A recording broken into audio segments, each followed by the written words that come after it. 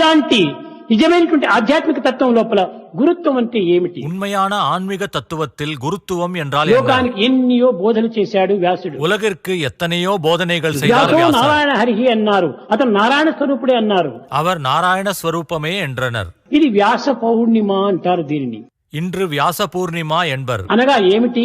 அப்படி என்றால் என்ன? అనేక వేదములుగా ఉండినటువంటి దాన్ని దీన్ని ఉచ్చరించడం చాలా కష్టమవుతుందని 4 వేదములుగా విభజించి లోకానికంతా అందించాడు. பல வேதங்களாக இருந்தவற்றை உச்சரிப்பது மிகவும் கடினமாக இருக்கும் என்பதால் அவற்றை 4 வேதங்களாக தொகுத்து உலகிற்கு அளித்தார். అలాంటి విభాగం గావించినటువంటి యొక్క వ్యాసునికి ఆనాడు హృదయం చాలా పవిత్రంగా మారిపోయింది. இவ்வாறு வேதங்களை தொகுத்த வியாசருக்கு இதயம் மிகவும் பவித்திரமாக மாறியது. ప్రపంచానికి ఈ పవిత్రమైనటువంటి వేదమాతను అందించారు కదా అని సంతృప్తి పడ్డాడు. இவ்வுலகிற்கு பவித்திரமான வேத மாதாவை அளித்தேன் என்று திருப்தி ఆ அடைந்தார். సంతృప్తి పడినటువంటి దినమే పూర్ణిమ.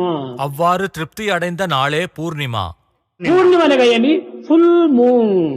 பூர்ணிமா என்றால் என்ன? முழு சந்திரன். పూర్ణమద పూర్ణమిదం అని పూర్ణంగా ఉంటున్నాడు చంద్రుడు. పూర్ణమద పూర్ణమిదం ఎన పూర్ణமாக உள்ளான் చంద్రన్. అయితే ఈ యొక్క మూనుకు మానవుని మనసుకు సన్నిహిత సంబంధం ఉంటుండాలి. చంద్రనుக்கும் మనదుக்கும் నెరుంగియ సంబంధం ఆ உள்ளது. వేదములంటే చంద్రమా మనసో జాతః చక్షో సూర్యో అజాయత. ఆ చంద్రుడు మనసు రెండు ఒక్కటే. చంద్రனும் மனதும் ஒன்றே. ఈ రెండు బింబ ప్రతిబింబంలే. ఇవ్విరండం బింబ ప్రతిబింబంగళే.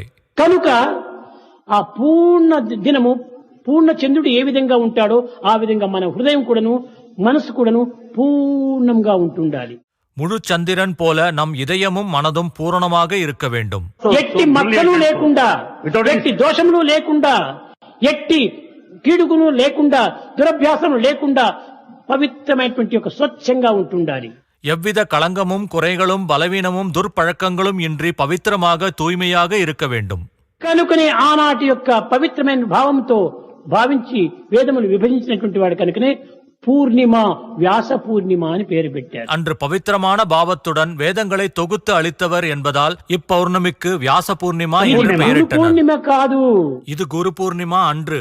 హృదయాన్ని ఏనాడు మనం పరిశుద్ధ భావించుకుంటామో అదే గురు పూర్ణిమ. என்று இதயத்தை நாம் தூய்மைப்படுத்திக் கொள்கிறோமோ అன்றே குரு பூர்ணிமா. మర్మమెరిగిన మరు నిమిషంలో మనసే వారికి గురుడండి అన్నారు. மர்மத்தை உணர்ந்த மறுநிமிடமே மனதே அவனுக்கு குருவாகும்.